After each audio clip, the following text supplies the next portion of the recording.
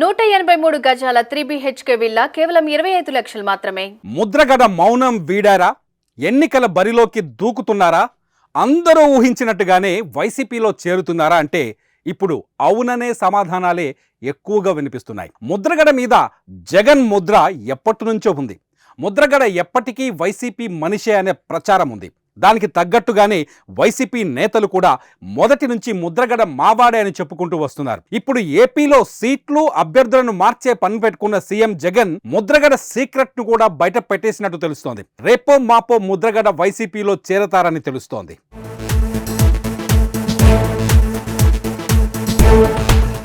బతికినంత కాలం కాపు సామాజిక వర్గం కోసమే బతుకుతానన్నారు ముద్రగడ. కాపు రిజర్వేషన్ కోసం ఆమరణ నిరాహార దీక్షకు కూడా దిగారు. అయితే ఏ పార్టీలోనూ తను చేరను అని ఇంతకాలం చెప్పుకొచ్చిన ముద్రగడ ఇప్పుడు తన నిర్ణయాన్ని మార్చుకున్నట్టు తెలుస్తోంది. అందరూ ఊహించినట్టే ముద్రగడ వైసీపీలో చేరతారని తెలుస్తోంది. జనవరిలో ముద్రగడ వైసీపీలోకి వస్తున్నారని వైసీపీ నేతలే చెబుతున్నారు. వస్తే ఎన్నికల్లో పోటీ చేస్తారా లేదంటే ఆయన కుమారుడు పోటీ చేస్తారా అన్నది తేలాల్సి ఉంది. వైసీపీలోకి వస్తాను కానీ ఎన్నికల్లో పోటీ చేయను అనే కండిషన్ పెట్టినట్టు తెలుస్తోంది. ఎన్నికల బరిలోకి తన కుమారుడు చెల్లారావును దించే ఆలోచనలో ఉన్నట్టు తెలుస్తోంది. అయితే చెల్లారావును కూడా వైసీపీ గెలిపించుకోవాలని ముద్రగడ చెబుతున్నట్టు సమాచారం. తనకు ఆర్థిక స్థోమత లేదని, అందుకే తను ఎన్నికల బాధ్యతను కూడా తీసుకోలేనని వైసీపీ నేతలకు స్పష్టం చేసినట్టు తెలుస్తోంది. ముద్రగడ ఎంట్రీ ఖాయమని తెలియడంతో పెద్దాపురం అసెంబ్లీ నియోజకవర్గంలో కలకలం మొదలైంది. Peddapuram sitting MLA Pendem Dorababu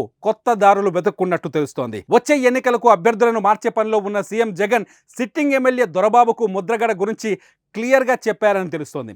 Peddapuram MLA ticket ఇవ్వలేమని, అది ముద్రగడ ఖాతాలోకి వెళ్తుందని క్లారిటీ ఇచ్చినట్టు తెలుస్తోంది. విషయం తెలిసిన వెంటనే దొరబాబు పార్టీ మారే పనిలో పడ్డట్టు తెలుస్తోంది. పిఠాపురం నుంచి జనసేన తరపున ఎన్నికల బరిలోకి దిగే ఛాన్స్ ఉందని తెలుస్తోంది. ఇటు జనసేన అగ్రనేతలు కూడా దొరబాబుతో చర్చలు జరుపుతున్నట్టు సమాచారం. ముద్రగడను తమ వైపుకు తిప్పుకోవాలని వైసీపీ ఎప్పటి నుంచో ప్లాన్ చేస్తోంది. ముద్రగడ వైసీపీలోకి వస్తే ఉభయ గోదావరి జిల్లాలో తాము మళ్లీ బలపడతామని ఆశిస్తోంది. కాపు సామాజిక వర్గం కోసం సుదీర్ఘ కాలం పాటు ముద్రగడ పద్మనాభం పోరాటం చేశారు. ఈ నేపథ్యంలో గోదావరి జిల్లాల ఇన్ఛార్జ్ మిథున్ రెడ్డి పలుమార్లు ముద్రగడ ఇంటికి వెళ్లి ఆయన్ని పార్టీలోకి ఆహ్వానించారు.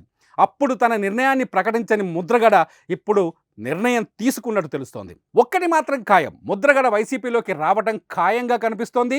జనవరి నుంచి ఆయన ప్రత్యక్ష రాజకీయాల్లోకి వస్తారని దాదాపు క్లారిటీ కూడా వచ్చింది. అయితే ఎన్నికల్లో ముద్రగడ పోటీ చేస్తారా, ఆయన కుమారుడు చేస్తారా అన్నది మాత్రం పార్టీ అధికారికంగా ప్రకటించే వరకు తెలియదు. మరి మీరేమంటారు?